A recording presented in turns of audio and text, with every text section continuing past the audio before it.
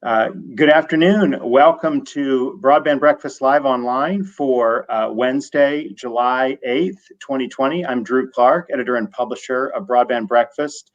Very pleased to be here for the second of our three-part series on Section 230, Fact and Fiction. This session, we have three extremely qualified guests to talk a little bit about the politics.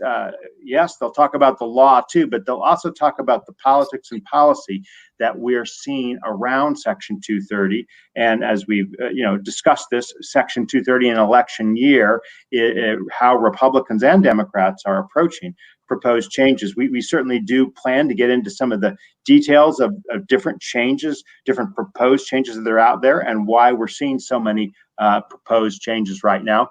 But let me first go ahead and turn to our panel. We have first Kathy Gellis. Kathy is an attorney assisting clients with issues affecting internet intermediaries, and she'll give a little intro about her background and how that informs her perspective on Section 230. Kathy will be followed by Baron Soka. He is going to speak. He is a senior fellow at Tech Freedom, a public interest think tank that has been extremely active on this issue. And Baron is extremely intelligent and will give us some great perspectives on what's reasonable and what's not reasonable about different proposals out there. And our final kind of speaker, again, most of this discussion will be interactive. We're going to be talking with one another and with those who join our comment section. And by the way, please retweet this. Please share this through Facebook, through Twitter, through YouTube, through other mediums, so others will know about this, in addition to those who have already regularly come to our Broadband Breakfast Live Online. We've been doing this for 3.5 months. Very, very pleased to kind of have a consistent voice on this. So anyway, don't mean to short Rob here. Rob Peguerero, thank you for that great pronunciation guide on your web. That helped me a lot. He's a freelance tech journalist writing about computers, electronics, telecom services, and he again, another very knowledgeable, very wise to the political dimensions of this issue. So with that, let me go ahead and turn to you, Kathy. Tell us a little bit about your background and why being the Section 230 nerd has been a good or a bad thing. Okay, so you queued me up to talk about myself, which is my favorite subject other than Section 230. And I think to tell the story, we go back to middle school when I saw broadcast news and thought about journalism. Like, oh my gosh, this is the best thing ever. When I think about the idealism of how our society and our democracy functions and what makes America special, this idea that people could learn about things and then share them free from being fettered or limited. This is awesome, and I want to go do that. So the next step is I went off to college expecting that I would become a journalist. But while I was at college, I discovered information technology. And that fascinated me even more because this seemed to really take the democratic notions baked into the First Amendment to an even greater degree. You didn't even need middlemen. You could basically own your own press and communicate to the world as you saw fit. So this was very exciting. I scavenged every single IT-related class I could find. I wrote my honors thesis for sociology on user adoption patterns. Were undergraduates using the internet? Why or why not? Would they continue to use it when the university was no longer providing their access? And strangely, from this period of like 1995, 96, they actually said no, but I think they've changed their minds. People are using the internet. And then inadvertently graduated college with a marketable skill because in the course of learning about IT, I learned how to make web pages. And so I worked for several years as a web developer in Silicon Valley in France, making web pages. And then the bust happened, and I could have ridden out the bust, but storm clouds were brewing. I was getting really frustrated that people who didn't understand the technology or how people used it were nonetheless regulating it, and they weren't asking me. So thank you very much for having me on the show and asking me what I think about these things, because this is why I went to law school, so I could put myself in the position to help influence these conversations to make sure that that democratic ideal of free expression could be realized on the internet. which brings us to Section 230, which dates back to around the time I graduated anyway, and the internet thus took off.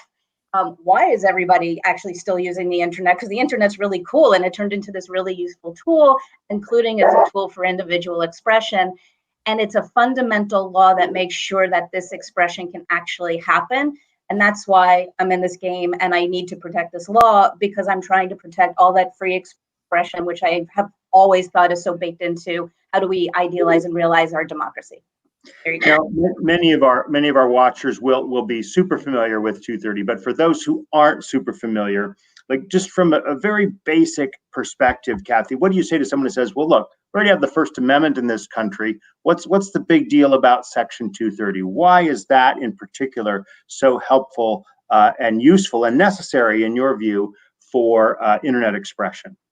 Because the weird thing about the internet is you need somebody to help you do the expression. I mean, you don't have gatekeepers in the same way that you necessarily do with, like, NBC, CNN, and companies like that.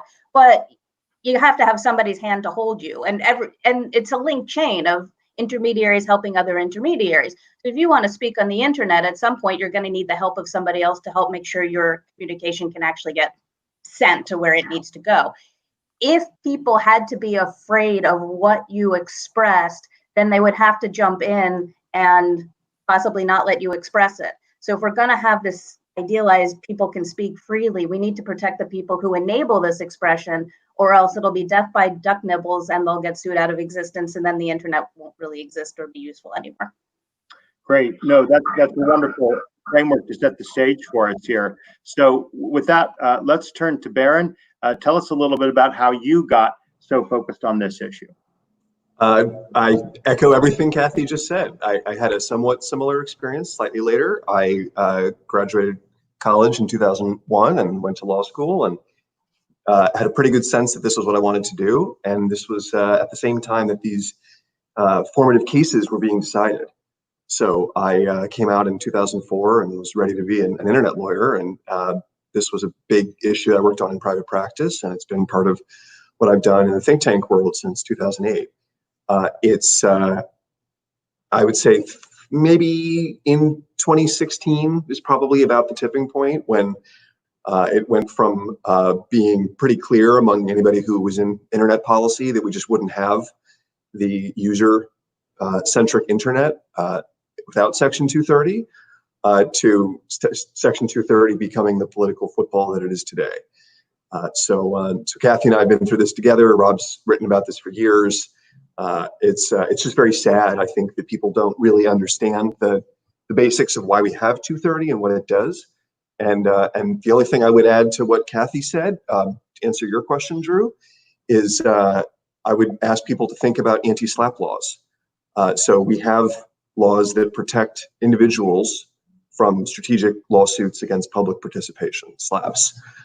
So you could say that we don't need those because we have the First Amendment, and you have a First Amendment right to say whatever you want about anybody. And if someone wants to sue you for defamation, they should have to justify their case. But we've understood that the court system can be used to harass people for speaking out. So most states have at this point passed an anti-SLAPP law that allows you, if you're sued, to dismiss that lawsuit very quickly and get rid of it. And I've been through this myself. A neighbor of mine, who's former local neighborhood commissioner, sued me for speaking out against him. And fortunately, I didn't have to hire a lawyer. I was able to go to court and just show that he was a public figure, and I was speaking about a matter of public concern, and it was covered by the anti-SLAPP law, and I got his lawsuit dismissed. But even that would have been very difficult for me if I hadn't been a lawyer who knew about the SLAPP process. I have a friend in the neighborhood who had been sued by him previously, who was nearly bankrupt by the whole process, just trying to get rid of a frivolous lawsuit. So anti-SLAPP laws protect individuals in speaking out and enable free expression that is protected by the First Amendment, but they wouldn't happen without that kind of procedural protection. And Section 230 does something very similar at the level of the services that make our expression possible that Kathy described. The platforms that host our comments just wouldn't exist if they could be sued for everything that every one of their users say. So those procedural protections protect the First Amendment rights of users and of websites to do and say things that just wouldn't happen because of the threat of litigation or state criminal prosecution. So that's why we have Section 230, and I think it was actually a really well-crafted law. I think a lot of the things that we are talking about today that people are worried about, Congress actually thought through back in '96, and most people don't really understand that. So I'll just give you an example. Section 230 has never protected websites or internet service providers from federal criminal liability ever. So Backpage could always have been prosecuted, and in fact was, and was shut down without the need for a new law. But some people will say, well, but that's not enough. We have to deal with X, Y, and Z issues. To which I say, well, that's not inconsistent with what Congress understood back in '96. The idea wasn't that Section 230 would freeze the federal criminal law. It was that there should always be a consistent body of federal criminal law governing internet services. And if we're going to add to that, sure, we could pass a new criminal law and we should have a conversation about that. But we don't need a new amendment to 230 to do that. We also don't even need an amendment to 230 to let state and local and tribal prosecutors get involved. The Attorney General already has the power to deputize them to enforce federal law, but has never done so for reasons that just baffle me. So those are just two examples of things that are already addressed in 230. And then the last one I would point out is just to emphasize, 230 only protects internet service providers, interactive computer service providers, from content that they are not responsible for creating, even in part. This is really, really critical. So Chris Cox, the congressman who wrote Section 230 on the plane after a court case back in 1995 that created what we call the Moderators Dilemma, that would have discouraged websites from moderating content. Chris Cox has said that the most important words in the statute are those words "in part," because they mean that if you help your users to create content, if you're Backpage.com and you hire a company to draft sex trafficking ads, you're not protected by Section 230. If you're Roommates.com and you solicit racially discriminatory preferences for housing, you're not protected by Section 230. If you're Twitter and you add your own content next to someone else's content, like labels on the president's tweets, those aren't protected by Section 230. So I think before we can talk about the politics, it just helps to cut through some of the myths. Excellent. Great points on SLAPP laws, on the state attorney generals, and on this point about in part. One final introductory question, if I could, Baron, which is internationally, and you of course are quite familiar with European and other laws. Could you just speak to 230 in the context where there isn't a First Amendment? How does it play out differently in European nations? The easier comparison would be other Commonwealth countries that have more similar legal systems. And I will just say, this is complicated, but I will just say briefly that we actually see in those countries how American law was starting to develop in the mid-90s and would have developed otherwise. So in Commonwealth countries, Canada and Australia, for example, you have what is called the innocent dissemination defense, which basically says that if you are totally unaware of what users are saying on your service, that you're not liable for it. Well, that's not good enough. That's exactly what Congress was trying to avoid, because if that's the only safe harbor you have from liability, you have a perverse incentive not to monitor your service and not to try to moderate content to protect users from harmful content. So that to me just demonstrates why we needed Section 230 in the first place, to ensure that the common law didn't develop in that direction. And we don't have time to get into it, but let's just say that European law does hold companies liable for user content much more broadly than is the case in the US. And there's a reason that these services have flourished almost exclusively in the United States. It's almost impossible to get something off the ground if you can be sued for it in any court. Again, further good points, and we will get into that. I hope later on as we move forward. Rob, let's go ahead and turn to you. I've unmuted you here. Feel free to mute or unmute yourself throughout the conversation. But Rob, give us your take from the angle as a journalist who's covered this issue. How have you seen it evolve? How have you seen, again, the kind of like, realistic or reasonable points and some of the more outlandish proposals on Section 230? Yeah, so there's three things that have gone on in the last 10 years. The big one is the size of the platforms involved. CDA 230 was written to protect an online service called Prodigy. And right there, I'm showing my age since I know what it was and what it looked like. Prodigy and its competitors at the time, CompuServe, AOL, your local bulletin board system, had nothing like the influence and the scope of a Google, a Facebook, or even a Twitter. That's one thing that's changed. Another thing, which is the one thing I didn't expect, is that some of the same political actors on the right that have long found it worthwhile to use the media as a punching bag for them being so unfair have decided that they should also apply this campaign logic to social media. So you have conservatives, I shouldn't use that word because small c conservatives generally don't go in on regulating private companies, have decided it's worthwhile to say, look at how unfair Twitter and Facebook are. They're censoring us. They're shadow banning us, which is crazy when you look at how well President Trump has used Facebook and Twitter as platforms.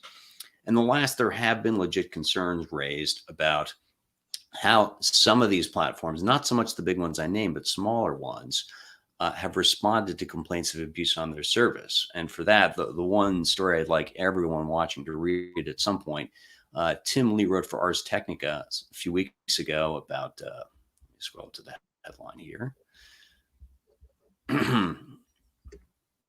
You'll need about 10 minutes to get through this.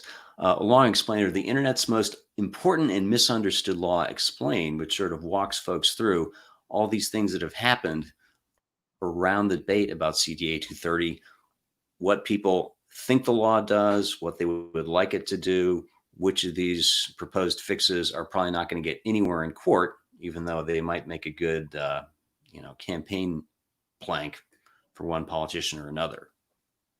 So what's the summary version of the thing that is most misunderstood about 230 and how that misunderstanding, if you will, is driving discussion and debate? So in this realm here of laws about what proposals to change what this law should do, there's this weird notion that is nowhere in the text of CDA 230, which I should point out is really short. You can read it in, waiting for a cup of tea to boil or whatever, that platforms have to be politically neutral. They have to have some sort of neutral point of view as if they're Wikipedia to avail themselves of CDA 230's protections. There is no way you get that from a reading of the law, but I have seen politicians, I'll call it here, Senator Josh Hawley of Missouri, who has a degree from Yale, I hear they're pretty good at teaching law, who has said, you must be politically neutral or you don't get these protections, which is bananas. That's not what it says at all. And I guess people saying this are expecting that people are not going to actually take the time to Google CDA 230 text and see exactly what it says. Okay. Well, thank you for that. So one more quick question for Rob before we kind of open it more broadly. You've mentioned Senator Hawley's bill, right? And there's counted at least a half a dozen or more various initiatives regarding Section 230 right now. Can you just give us a quick lay of the land as to what really does have traction? Obviously, Section 230 has been changed in part through the FOSTA-SESTA Act, Yes. 2018. Could you just give a quick description of that and where you see the next angle of change heading on the subject? FOSTA-SESTA was a law that was passed to try to crack down on sex trafficking on these platforms. It imposed a higher burden on the platforms to look for this abuse, to take action on it. The question since has been, has it actually done anything? I am not sure that there have been any prosecutions launched under the authorities included in this act. We mentioned Backpage before, which was the bad actor that FOSTA, SESTA were written to go after. Well, that was already on its way to court, and now it doesn't exist anymore. And from what I've read since then, the people running Backpage, while they may have been loathsome human beings in some respects, they were actually cooperating with law enforcement on a number of these fronts, which is what this law was supposed to achieve. The more recent proposals haven't really looked at that aspect so much, in terms of more trying to address the general issue of, are these very large platforms exhibiting bad faith behavior, which you can interpret in a number of different ways. It could be bad faith in the allegation that Facebook and Twitter are mean to people who like Donald Trump. I don't think that's borne out at all. It could be the issue that Facebook says it doesn't want to be an arbiter of truth, but in fact, it is quite happy to kick people off Facebook if they happen to be activists in Tunisia or Palestine, which I think is a legit complaint. So there's been a few different proposals. The one that's probably gotten the most attention is the executive order from the White House, which, you read this thing, it's a lot of word salad. The way I put it earlier to a friend is this was either written by somebody who lost a bet or Stephen Miller, since it is essentially saying, we want this law to mean this, which is, if you do, you can get a bill into Congress. Passing the executive order doesn't do anything. But yes, it's requesting that platforms offer users a forum for free and open speech, and it be politically neutral, which is really undefined. I don't see that going anywhere, although it's certainly given those of us who talk about CDA 230 for a living a lot to do. Senator Hawley has had a couple of bills. Last year was one that would have required some sort of certification process. That was the Ending Support for Internet Censorship Act, which would required a process by which platforms would prove their immunity through external audits showing that their algorithms and content removal practices are politically neutral.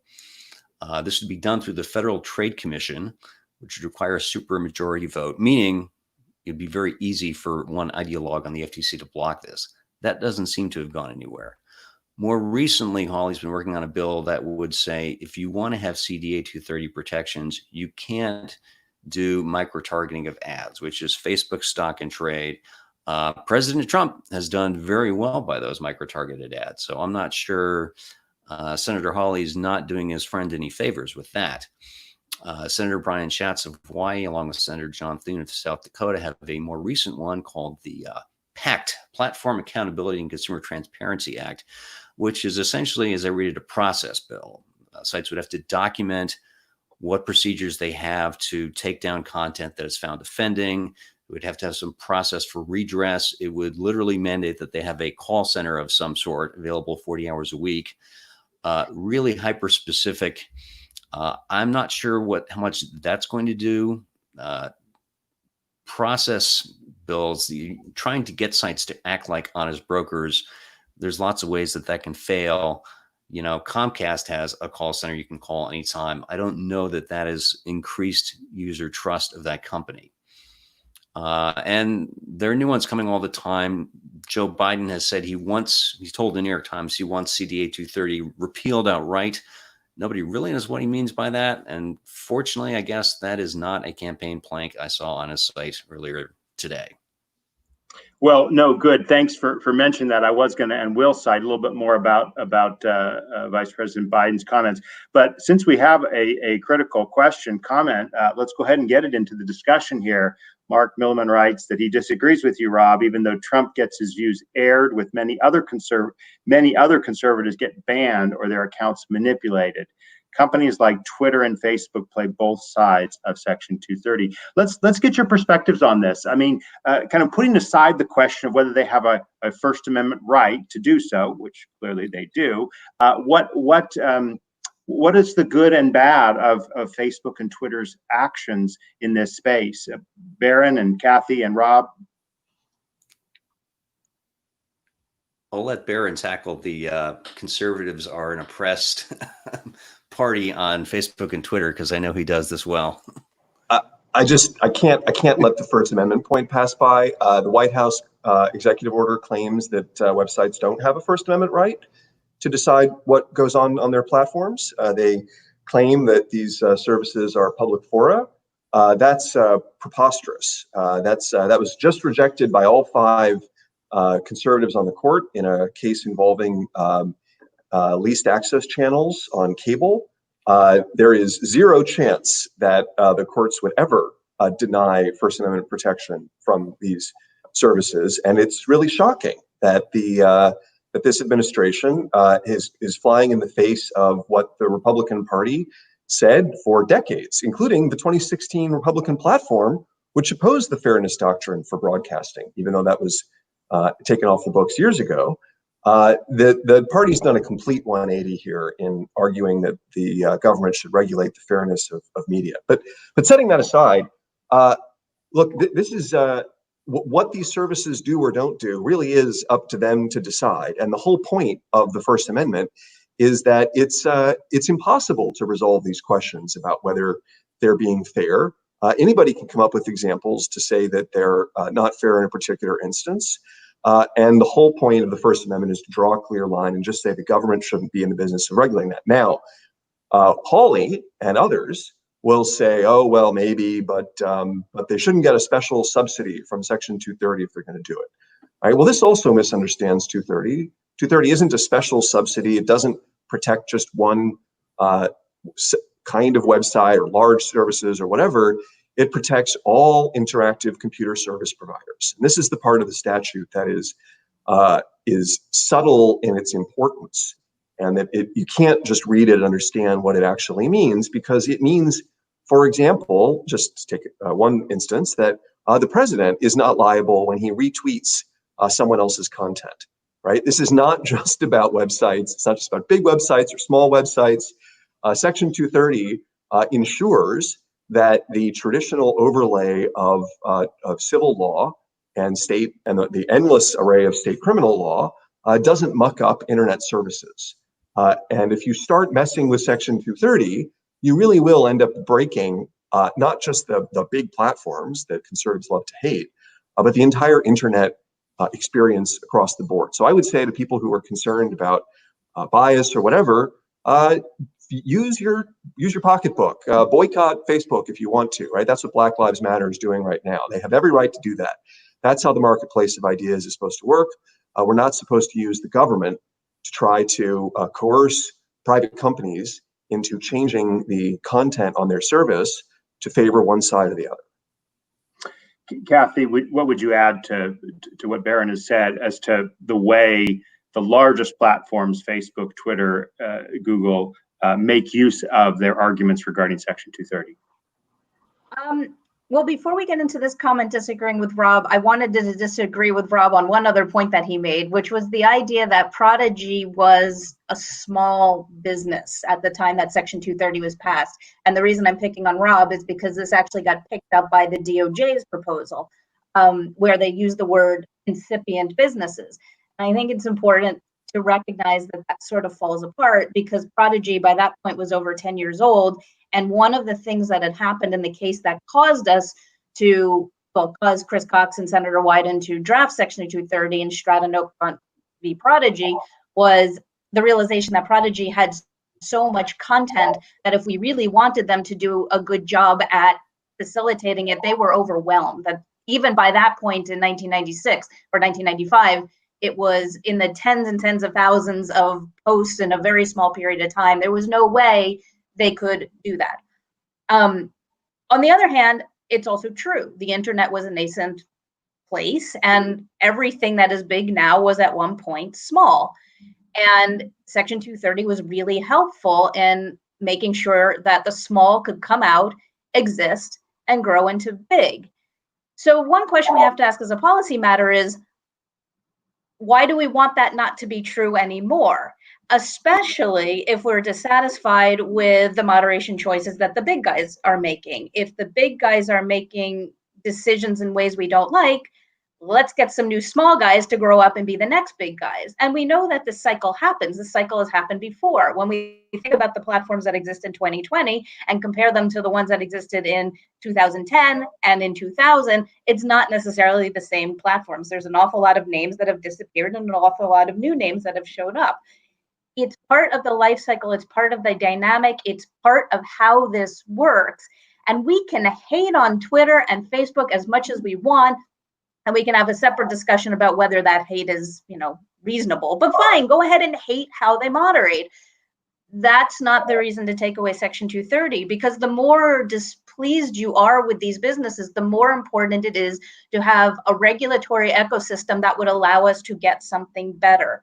And to echo a point that Baron was saying is, this is a very democratic law. This is not a law that just goes to Twitter. It just goes to Facebook. It goes to everyone. And an example that I make is, well, it goes to you too. Like, did you retweet that tweet? What if that tweet was defaming somebody? Are you liable for it? Well, Section 230 will help you not have to deal with the consequences of the liability for what somebody else expressed. If you have a Facebook post and you take comments on your Facebook post, congratulations, you're now intermediating content. And if somebody posts a crappy comment on your Facebook post, you A, don't want to be liable for it, and B, I'm sure you would appreciate the discretion to either be able to choose to keep it up or to be able to delete it if you didn't like it. And that's exactly the sort of discretion that the large platforms are exercising. And you can criticize them for how they choose to exercise it, but being mad at them doesn't mean we take the law for everybody and now nobody gets it. Let me press a little bit on this point. I mean, granted that you've highlighted, Baron's highlighted, it's going to protect the smallest players as well, or as much, or perhaps more so than the big players. But just going back to the policy choice, have we made a policy choice in Section 230 to kind of encourage the hurly-burly, perhaps at the expense of people doing the fact checking? So, for example, we're going to get to some of the left critiques of Section 230 as well as the right critiques, but one that I heard over a year ago was Reed Hundt, the former chairman of the FCC. He said that the approach of Section 230 was built around the presumption that people are good, and he says at the time we were very naive. Now, I just want to kind of raise this point with you as to say, are we kind of preferencing a little bit too much carelessness in our ability to have content that others have posted on our Facebook pages, for example? No, one of the things I like about Section 230, and I guess it was Baron who pointed out how short it, or Rob, everybody points out how short it is. It's very easy to read. Jeff Kosov has a book about the key 26 words, so that should be quite readable.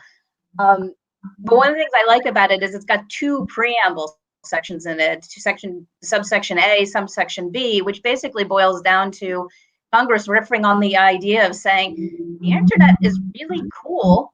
There's a lot of good stuff on it.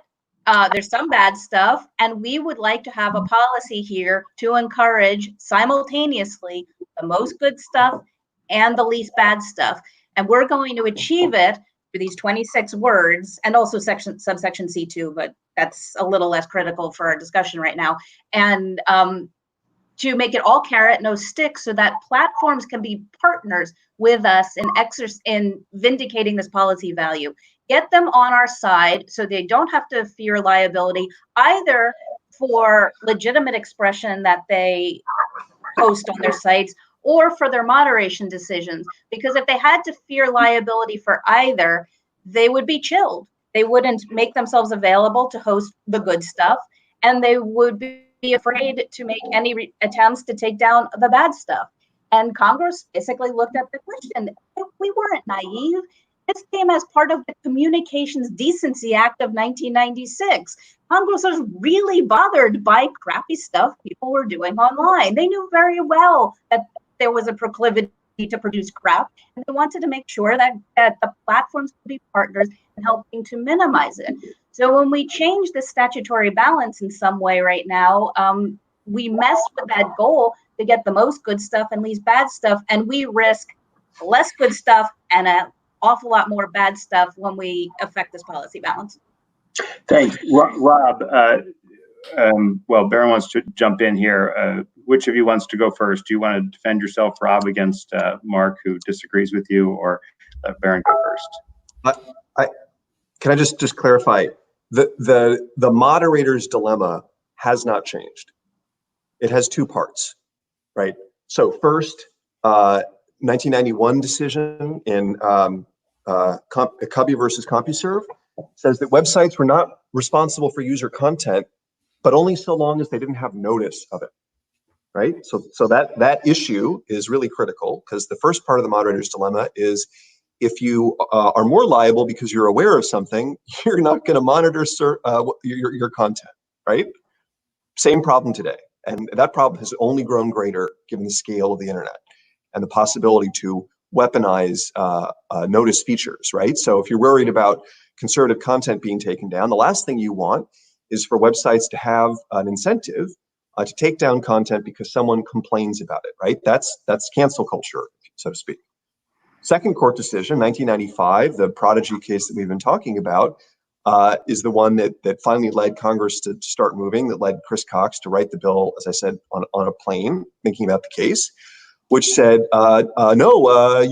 this particular service provider, Prodigy, was liable whether or not it had notice, because it tried to create a family-friendly environment. And that moderation effort exposed it to liability. So the whole point of 230 is to avoid both of those perverse incentives, to ensure that websites will not fear acquiring knowledge of content on their service, and will not fear being held more liable because they take efforts to moderate content. So whether you're on the left or the right, you have to, in any proposal you're making about 230, you have to deal with that basic reality of how the threat of legal liability works. And the last thing anybody should want is to recreate either one of those aspects of the moderator's dilemma.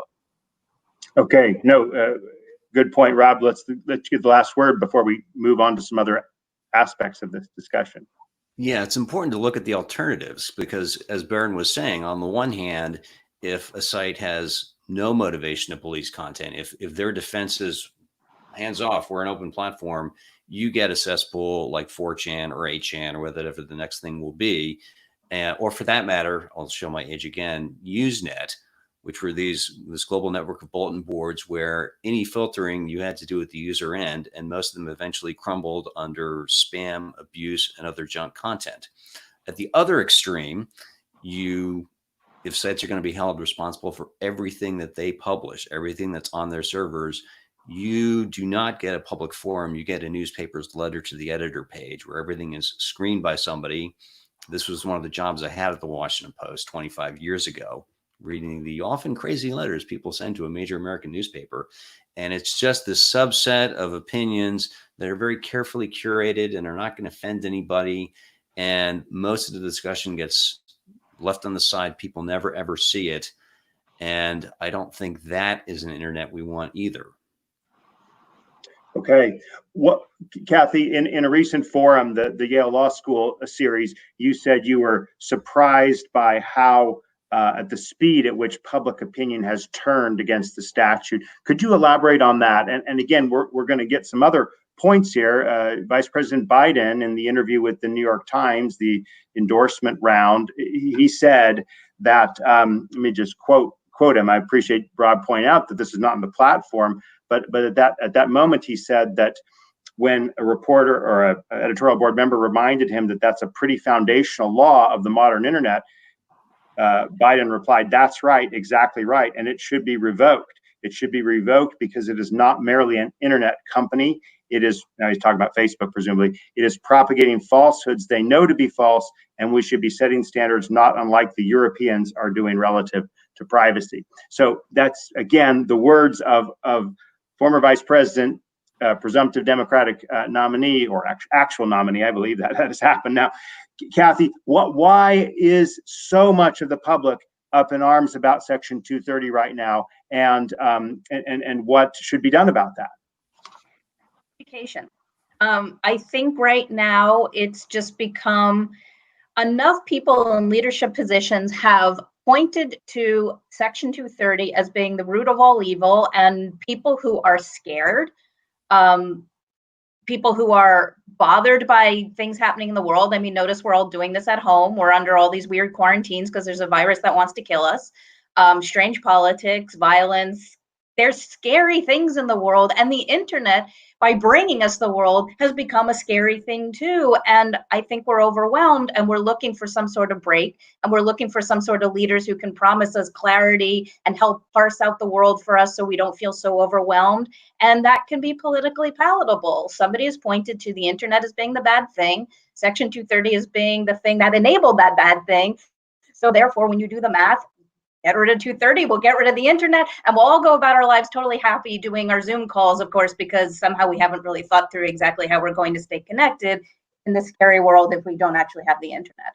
I think it's just sort of, I sometimes use the example, 7 billion people can talk to each other for the first time in human history. That's incredible. It's also terrifying because we don't really have good social tools to understand how to interact on that scale with the entire planet available to us to be people to talk to.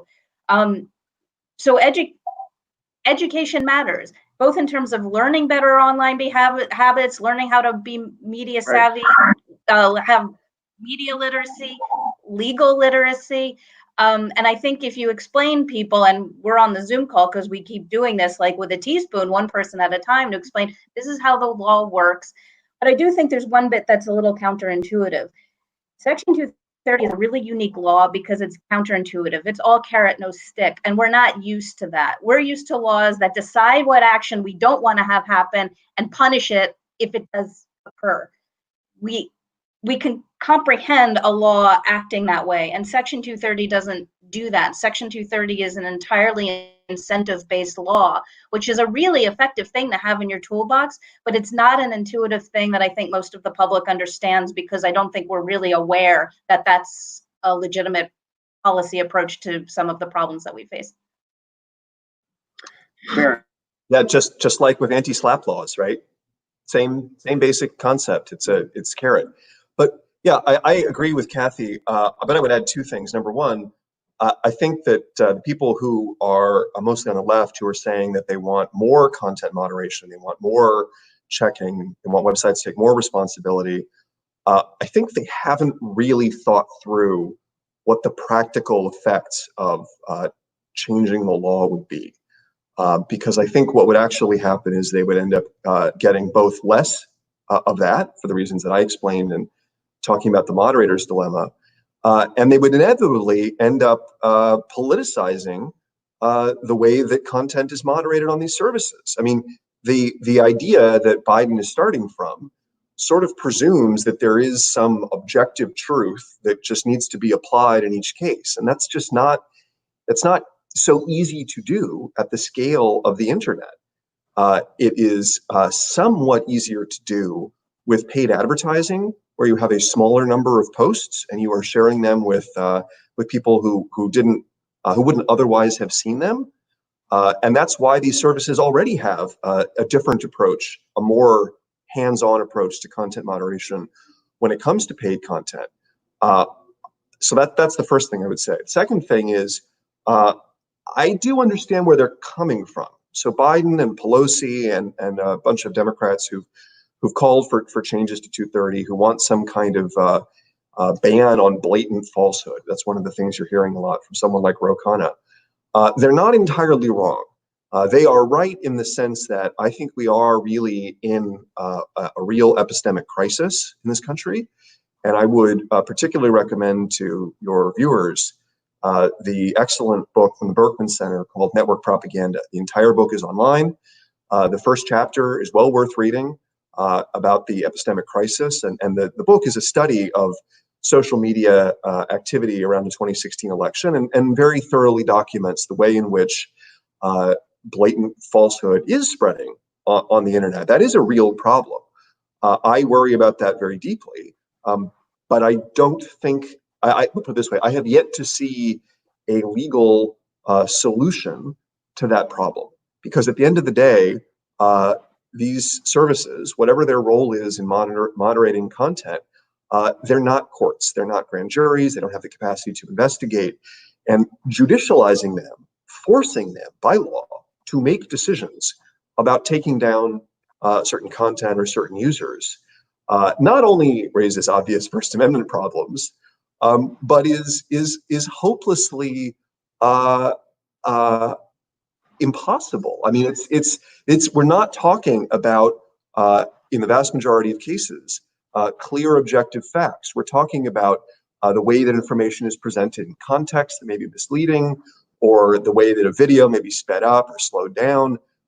These are just not things that the government is capable of regulating. We don't trust the government to do so. And if private services are going to do that, they should be governed in doing that by marketplace pressures like public scrutiny and boycotts and so on, rather than the threat of going out of business if they get it wrong, which is really what we're talking about. So this is perhaps the most important thing I would say today. Where the left and the right meet here is not just in their loathing of Section 230 today, but in their both realizing that they can use Section 230 and the necessity of Section 230 to run websites that host user content as a hook to force websites to do whatever they want. For the right, that's political neutrality or fairness or whatever. For the left, it's dealing with misinformation or whatever.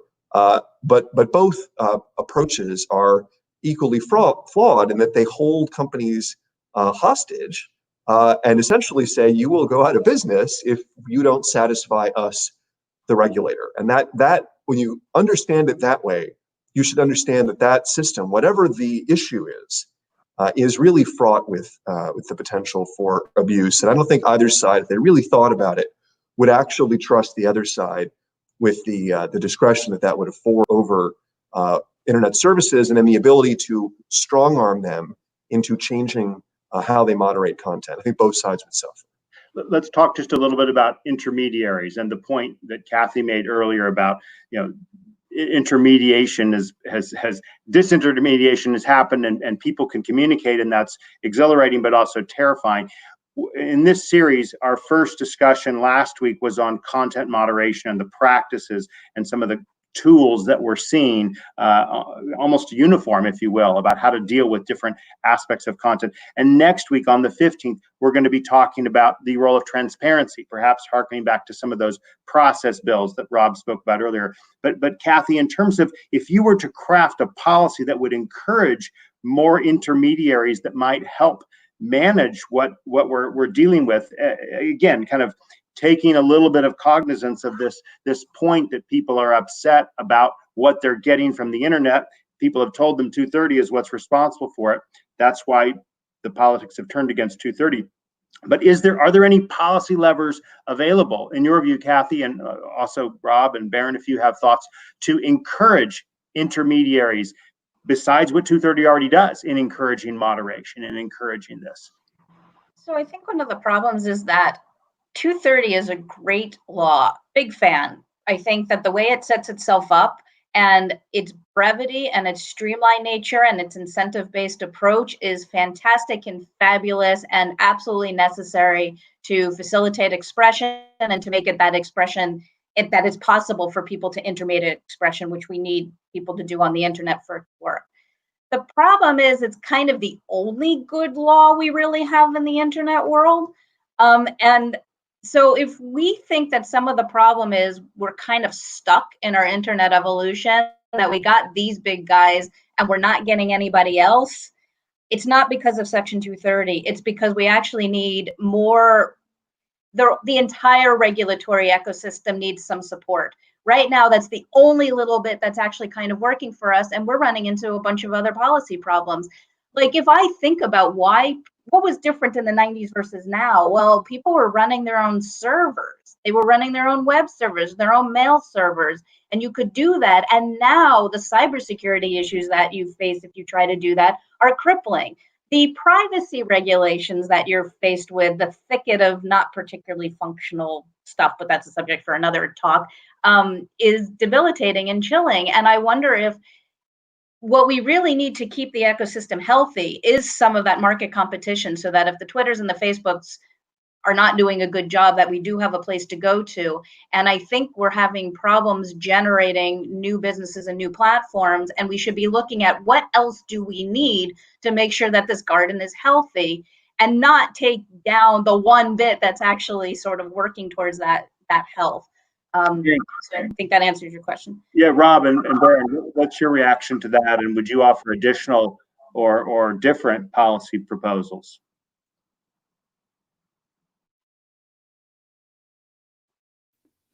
There we are. A lot of the angst about Section 230 seems to be this is the law that made Facebook and Google so big that they dominate the online world and there's nothing we can do about them. Well, if your concern is that the companies are too big, then do something about it. Make Facebook spin off Instagram, which seems like in retrospect a really bad decision on competition.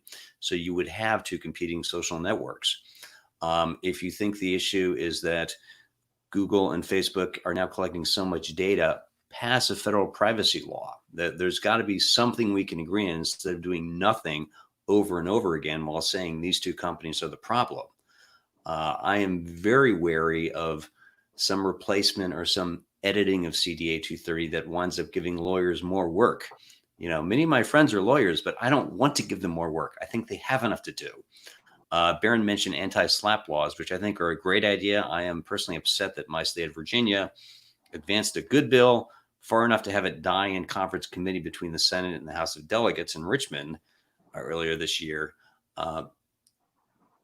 Turning disputes into something that has to get settled in a lengthy court case is not a healthy development. So, yeah, I would rather see more competition and certainly any kind of regulatory regime that requires lots of compliance resources. Facebook and Google, they know how to do that. They're going to be okay if they have to be under some microscope held by somebody in Washington. They'll live. The companies that might challenge them someday may not live, may not get off the ground at all. I'm sure you agree with everything that's been said, Baron, right? Yeah, and before we take other audience questions, I will just say, if there's a law that is at fault here, that has made Facebook and Google the size they are, it's not Section 230, it's Metcalfe's law.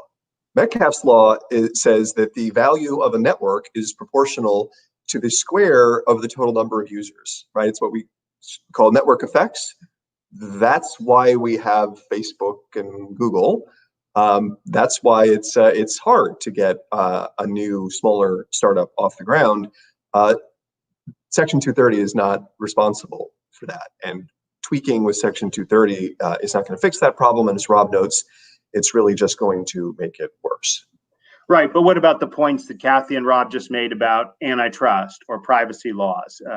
Well, look, I mean, on a high level, I agree. If there's a real problem, we should focus on that problem and do something about it. I was making a face at some of the particular examples that Rob gave. It was by no means clear. Like Instagram, for example, did not have a business model. They didn't have a revenue stream. Facebook has made them a viable service by bringing to them the system of advertising that Facebook developed. So it's a little too easy to say, well, that was clearly a mistake, and we know that Instagram would have developed well on its own. We really don't know that. We don't have time to get into all that today, but I will just say that Rob's right. Some of the problems we're dealing with can be addressed through legislation. Some of them can't, either because of Metcalfe's law, because of just the basic dynamics of the value of networks, or because of the First Amendment. A lot of what people are really complaining about is not Section 230, and it's not even Metcalfe's law. It's just the idea that that there's some bad stuff out there, and the government should do something about it. Right? That's the barrier to that is not 230. It's the First Amendment. And I have to tell you, as somebody who really does think that we're in, as I said earlier, a real crisis of what truth means and how we understand the difference between truth and falsehood, that epistemic crisis that I referred to, that is really testing my beliefs about the First Amendment. But I don't see a way out where the government solves the problem. I think that is only going to make things worse in the specific sense of whatever regulatory system being set up being weaponized by either side. And I just ask everybody just to think long and hard about how the person that they hate most on the other end of the political spectrum would use whatever regulatory system they're proposing against them. And it doesn't even have to be that person as president. It can be that person as an attorney general who has the ability to start suing websites, or it could be private litigants who start bringing suits, right? I mean, this is much worse than the slap problem because we now have a cottage industry of people who will try to raise money by trying to bring lawsuits and trying to shut down a service they don't like.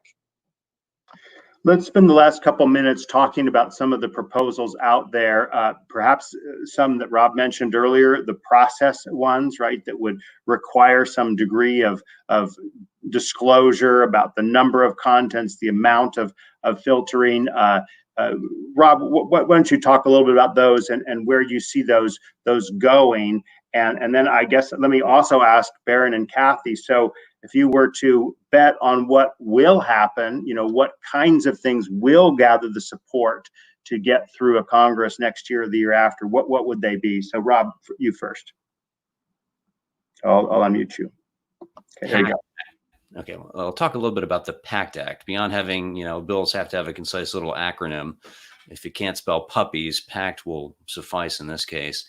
It's picking up on some good practices that platforms have done. The big one being transparency reports, which was originally Google's way of saying, here is how often governments around the world ask for user data, which is a really good thing to know. And it's eventually, through fits and starts, become pretty much a best practice among large social media companies. We knew TikTok had come of age when they came out with a transparency report. So that seems fair enough. The idea, I guess, is that customers will see, oh, look at how unfair this company is, or companies will be discouraged from being too unbalanced in what sort of stuff they take down if they know it's going to show up in this government mandated spreadsheet. This seems like it might work. On the other hand, the prescriptive parts of it, I don't know.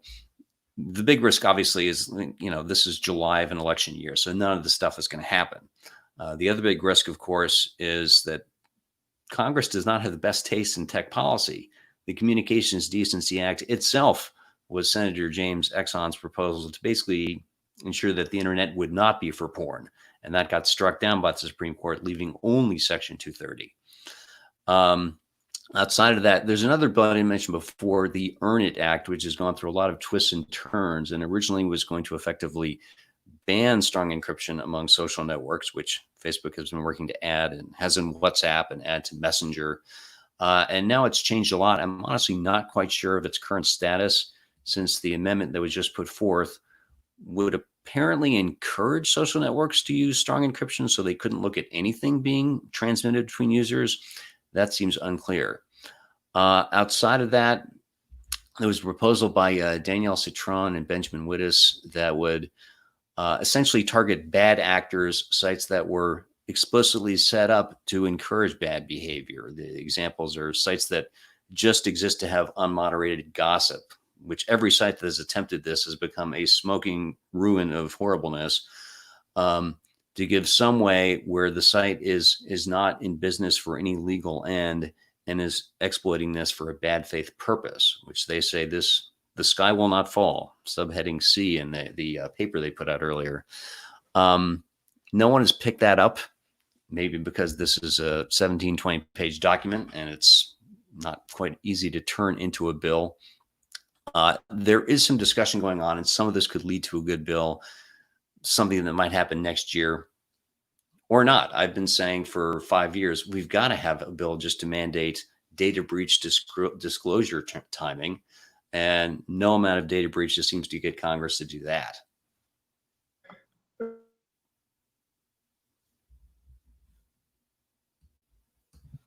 You're muted, Drew. Oh, it wasn't just me. Sorry, I tried to unmute myself and must have muted myself. Baron, would love your reactions to that. And perhaps in closing, you could also just mention the certiorari petition you put forward to the Supreme Court recently, and thoughts for the future of Section 230. And then we'll turn to Kathy for some final words. So go ahead. Well, okay, so the Supreme Court might take a 230 case. It's pretty far afield from what we've been discussing. We've been mainly talking about the 230C1, which says that you're not to be treated as a publisher if you enable access to other users' content. There are two other provisions of the statute. It's really not worth getting into, but the one that is at issue there is providing tools to other users. So if you want to post a link, people can read about that in our brief. It's probably unlikely that the court's going to take that, but it does touch on an important issue, which is one of the other themes of legislation is not just the holding sites hostage for not doing something under via 230, but in particular exposing them to liability. And here, I think it's just really important to emphasize that the way 230C1 works is to provide not just a shield from liability, but a shield from suit. And what that means is what I was saying earlier, just as with a anti-SLAPP statute, it means that when you're sued, you can go to court and file a motion to dismiss. And as long as you can say, Your Honor, I'm an interactive computer service provider, I did not create this content, even in part, game over. You win, lawsuit dismissed. Many people, including Danielle and Josh Hawley, so people from the left and the right, have proposed a variety of what they call reforms to 230 that might seem to keep 230 in place, but would require a showing of good faith for Josh Hawley, or a showing of reasonableness for content moderation for Danielle, and that changes the whole ballgame, because at that point, 230 is no longer a shield from suit. It might ultimately be a shield from liability at trial and maybe at a motion for summary judgment stage, but 90% of the cost of litigation, it has been estimated, is pretrial. So it occurs when you, let's say you file your motion to dismiss and you lose, and then the court orders discovery, which means that the plaintiff gets to look at your confidential internal documents and try to figure out whether your practices are reasonable or whether you really were being mean to conservatives or whatever. And then after rooting around in there and deposing your executives and your employees, then after it could be months or even years, then you get a motion to file a motion for summary judgment, and you may or may not win, right? So that's the death by 10,000 duck bites that Judge Kaczynski was talking about in the roommates case. It's having to face that multiplied by the hundreds of millions of users that you might have and the billions of posts that are put up maybe daily, right? That's the problem that 230 was trying to solve. And there just is not an easy way out of that. And you're muted again. Exactly. Thank you, Baron, for your thoughts here. Let's get give our final word to Kathy Gellis to talk just about your crystal ball as to the changes you're seeing in 230 that might come to 230, and some final thoughts you'd have for those who've been watching. In terms of all the proposals, I think they're all irredeemable. I haven't seen anything that could conceptually work, because short of taking out FOSTA, and if I had my wish, I would take out the IP exemption that was already sitting in the bill for 20-odd years anyway. Those are the things that will actually help deal with the problems that we're all frustrated with. Everything else that meddles with Section 230, as Baron was talking about, will just end up making it less and less possible to have the internet and all the things that the internet brings us. Rob talked about transparency reports. I like transparency reports. I think companies should do them. I don't think they should have to do them, because to amplify Baron's point, which is really, really important, process burdens are deadly to platforms. And if they're deadly to platforms, they're going to be deadly to expression. If we go down the route of inflicting any further burdens on platforms, it's just going to create more problems. Instead, what we really need to do is figure out what else is wrong and focus on careful, nuanced, appropriately tailored solutions to those issues. And none of that involves touching Section 230. Well, thank you very much to each of you, to Rob and to Baron and to Kathy for being part of our discussion here today.